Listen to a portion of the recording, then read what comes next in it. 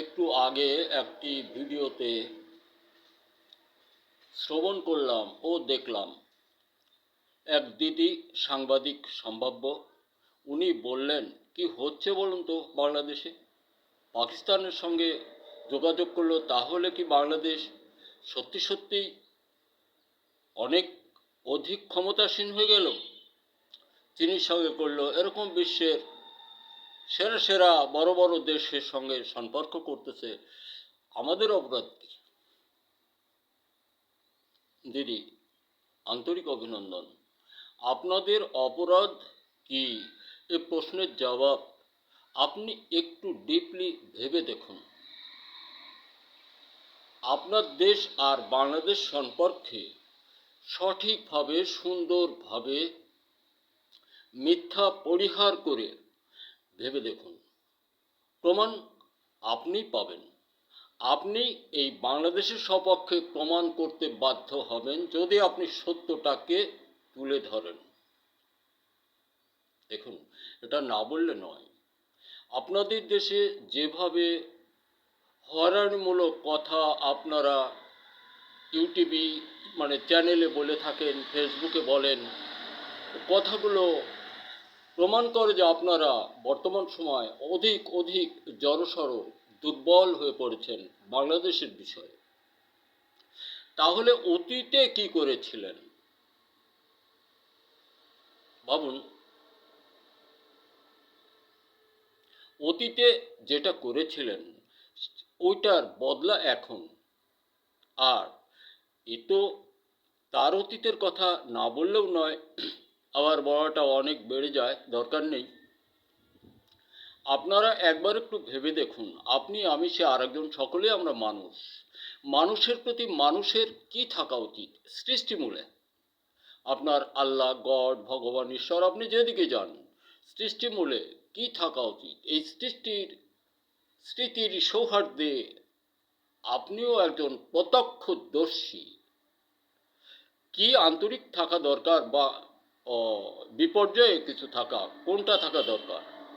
আপনার ভারত সরকার সহ যে আচরণগুলো সাধারণ জনগণ আপনার দেশের, এই দেশের উপরে করছে, এটা কি কোনো মানুষের কাজ? বলুন। আজও সংখ্যালঘু প্রায় 20 কোটি মুসলিম সে দেশে, খ্রিস্টান, বৌদ্ধ, এদের উপরে যেভাবে হতাহত অত্যাচারজনিত আচরণ করছেন, এই যে দেখা গেল মুসলিম পরিবারগুলো ভেঙে চুরে তছনছ করে দিচ্ছেন 5,000, তাহলে এর পরিণাম কি? আর বিশ্বের সকল দেশ থেকে আপনার ভারতীয় যত প্রবাসী ছিল সব আউট করে দিচ্ছে, সকল দেশ থেকে তাড়িয়ে দিচ্ছে। এগুলো কি শিক্ষণীয় নয়? দিদি, আপনাদিগের দেশের সবাই না, কিছু কিছু মানুষ আছে, এরা একেবার জঘন্যতম পরিবেশ পরিস্থিতি তাদের ভাষায় প্রকাশ করে। আমরা বলবো না তারা জঘন্য, তাদের ভাষায় প্রকাশ করে যে তারা স্বভাবসূত্রে জঘন্যতম মানুষ, যেটা মানুষ সমাজে বলা যায় না।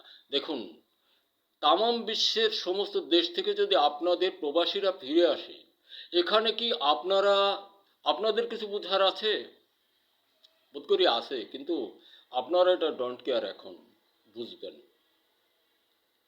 বুঝবেন, সবই বুঝতে পারবেন।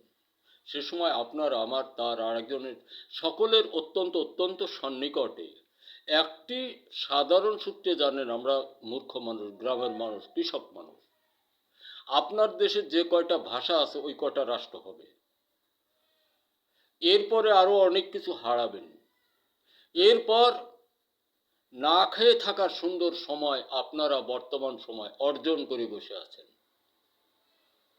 ফুটোফুটি খুব করবেন, ভাত থাকবে না। আমরাই তো দেখেছি এক সময়। আবার সেই সময়টা তারও অধিক সময় সামনে আপনারা আপনাদের আচরণ দিয়ে টেনে নিয়ে আসতেছেন। অনেক বললাম দিদি, কিছু মনে করবেন না। মানুষকে মূল্যায়ন করে কথা বলার চেষ্টা করুন। নিজের স্বভাব সহ নিজের ভারতকে বজায় রেখে কথা বলার চেষ্টা করবেন। মানে নিজের সম্মান বজায় রেখে কথা বলার চেষ্টা করুন, ভালো হবে। আমি, আপনি, সে আর একজন, সকলের জন্য। কৃষক বন্ধু, আমরা অনেক বললাম। আমরা এখন ফসল উৎপাদন হতে দূরে যাব না, কারণ ফসল উৎপাদনমুখী। এই 2026 সাল, কয়েকদিন হলো, বোধহয় আজকে 4 তারিখ, এ পর্যন্ত আমরা ফসল উৎপাদনমুখী। ঈদ উৎসবের মতো উৎসাহী। আমরা ফসল উৎপাদন হতে দূরে যাব না। দেশের সকল ছেলেমেয়েরা, তোমরা সকলেই স্বরচিত লেখার মতো তৈরি, আবিষ্কার, গবেষণা মনোনিবেশ করো।